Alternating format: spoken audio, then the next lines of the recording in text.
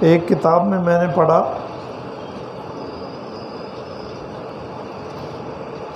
کہ ایک شیخ آ رہے تھے، ان کے مریدین بھی ان کے پیچھے تھے۔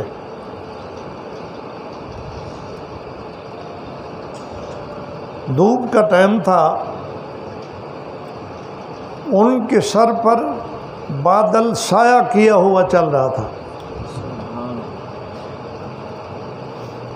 سارے یہ سمجھ رہے تھے کہ یہ برکت ہمارے شیخ کی ہے۔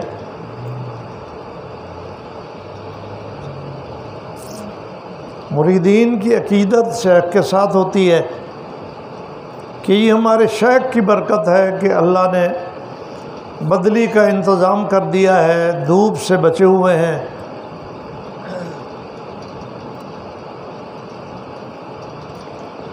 آگے ایک جگہ سے کچھ لوگوں نے دوسری بستی میں جانا تھا، وہ راستہ بدل گئے۔ شیخ صاحب اور کچھ لوگ آگے چلے گئے اور وہ لوگ راستہ بدل کر ادھر چل پڑے۔ جب وہ ادھر چلے تو بدلی ان کے ساتھ چلی گئی۔ اب پتہ چلا کہ یہ جو بدلی سایہ کر رہی تھی یہ شیخ صاحب کی وجہ سے نہیں تھی، یہ ایک مرید کی وجہ سے تھی۔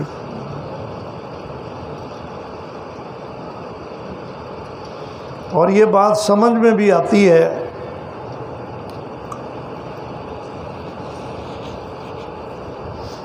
یہ ایک کرامت ہے کہ بادل سایہ کرتا ہوا آ رہا ہو، یہ ایک کرامت ہے۔ تو جو اللہ کے مقبول بندے ہیں وہ کرامت سے بچنے کی کوشش کرتے ہیں۔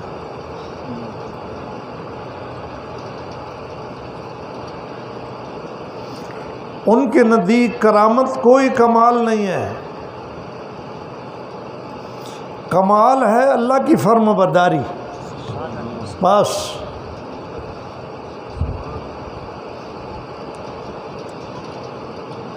اگر اللہ تعالیٰ کی طرف سے کسی کے ہاتھ پر کرامت ظاہر ہو جائے تو اللہ کی مرضی ہوتی ہے کہ اس بندے کی میری مخلوق میں اچھی شہرت ہو تاکہ لوگ فائدہ اٹھائیں، وہ اللہ کی مرضی سے ہوتا ہے۔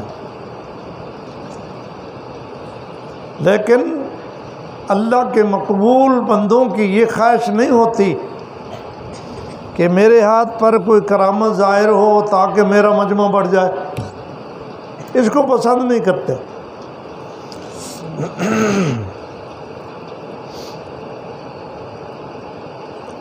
مثال تو عجیب سی ہے، لیکن بزرگوں نے یہ جملہ کہا ہے اس لیے میں نقل کر رہا ہوں کہ اللہ کے نیک بندے اپنی کرامات کو ایسے چھپاتے ہیں جیسے عورت حیض کو چھپاتی ہے، نہیں ظاہر کرتی، دوسرے کو پتہ نہیں لگنے دیتی۔ تو کرامت کوئی بزرگوں کی مرضی سے بھی نہیں ہوتی، اللہ کی مرضی سے ہوتی ہے، اور بزرگوں کی یہ خواہش بھی نہیں ہوتی کہ ہماری کرامت ہو۔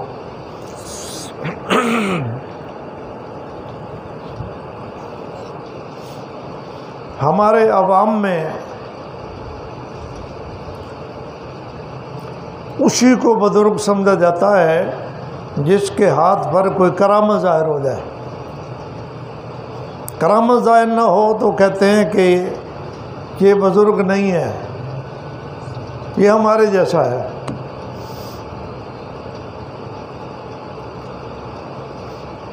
کرامت اچھی چیز ہے لیکن یہ مطلوب نہیں ہے۔ مطلوب کیا ہے؟ اللہ کی فرم برداری۔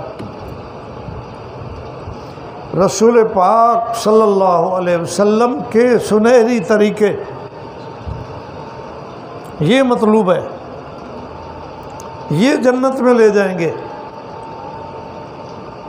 یہ اللہ کی رحمت کا ذریعہ ہیں۔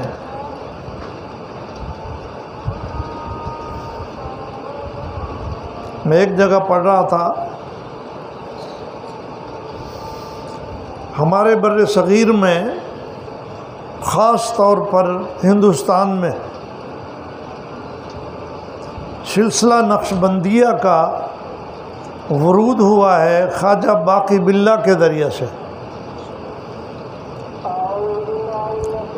ان کا مزار ہے دہلی میں، ہم ان کے مزار پر حاضر ہوئے ہیں، فاتحہ پڑھا تھا۔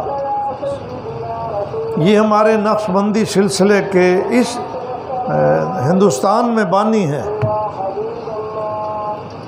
بہت بڑے شیخ تھے خواجہ باقی باللہ۔ مجدد الفسانی رحمۃ اللہ علیہ ان کے خلیفہ ہیں۔ مجدد الفسانی رحمۃ اللہ علیہ کو اللہ نے بہت کمالات عطا فرمائے تھے۔ مجدد الفسانی رحمۃ اللہ علیہ کا جو دور تھا تصوف کا زور تھا، لیکن تصوف بدعات سے بھرا ہوا تھا۔ مجدد الفسانی رحمۃ اللہ علیہ نے جہاد کیا۔ آپ کے جو مکتوبات ہیں اس کے اندر یہ بات معلوم ہوتی ہے کہ آپ نے لوگوں کو بدعات سے ہٹا کر اصل سنت پہ ڈالا، سنت کی اہمیت بیان کی اور لوگوں کو سنت کے راستے پہ چلایا۔ بہت باکمال آدمی تھے۔ 1000 سال کے بعد مجدد آتا ہے، 100 سال کے بعد بھی مجدد ہوتا ہے، مجدد 100 سال کا مجدد، لیکن 1000 سال کے بعد بہت بڑا مجدد آتا ہے۔ یہ دوسری صدی کے دوسرے 1000 سال کے مجدد تھے، اس لیے ان کو کہتے ہیں الفسانی، مجدد الفسانی۔ سرہند شریف کے اندر ان کا مزار ہے۔ ان کے پاس ایک خواجہ باقی باللہ کا خلیفہ آیا، پیر بھائی تھا ان کا، وہ بھی بڑا باکمال تھا۔ اس نے یہاں مجلس میں آ کر گفتگو ہوئی اور توجہ ڈالی تو سرہند کی زمین گھومنے لگ گئی۔ یہ ان کی کرامت تھی۔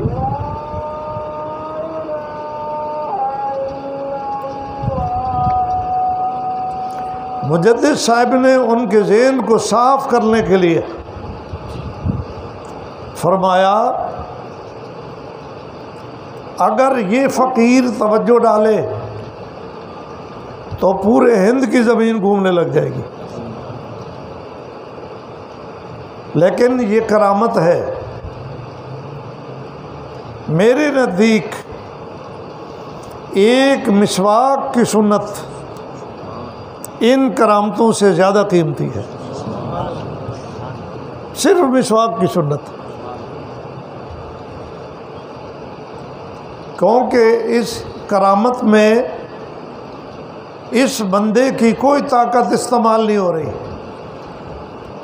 معجزہ ہو یا کرامت ہو، اس میں یہ بندہ بے بس ہوتا ہے، طاقت اللہ کی استعمال ہو رہی ہوتی، تو اس کا کیا کمال ہے؟ کرامت میں اس کا کیا کمال ہے؟ لیکن جو سنت ہے اس میں اس کا عمل ہے، اس کا دخل ہے، اور یہ نبی پاک صلی اللہ علیہ وسلم کے طریقے کے مطابق ہے۔ کرامت سے آدمی کی جنت نہیں بنتی، سنت سے جنت بنتی ہے۔ اس طرح کی باریکیاں مجدد الفسانی نے لوگوں کو سمجھائیں، اور صحیح تصوف ہندوستان میں رائج کیا۔ جو بدعتی پیر تھے ان کی خانقاہوں میں 10,000 لوگ جمع رہتے تھے، لیکن سنتوں کے اوپر سنت کے نور پر بدعات کی سیاہی ڈال رکھی تھی۔ بدعت تو گمراہی ہے، کل بدعت ضلالہ۔ بظاہر وہ خانقاہیں بڑی چمک رہی تھیں، پیر بڑے مشہور تھے، لوگ وہاں ہزاروں کی تعداد میں جمع ہوتے تھے، اپنے آپ کو باکمال سمجھتے تھے۔ مجدد صاحب نے آ کے اس سیاہی کو دور کیا اور اندر سے نور، سنت کا نور نکھارا کہ یہ ہے سنت کا نور جو جنت میں لے جائے گا۔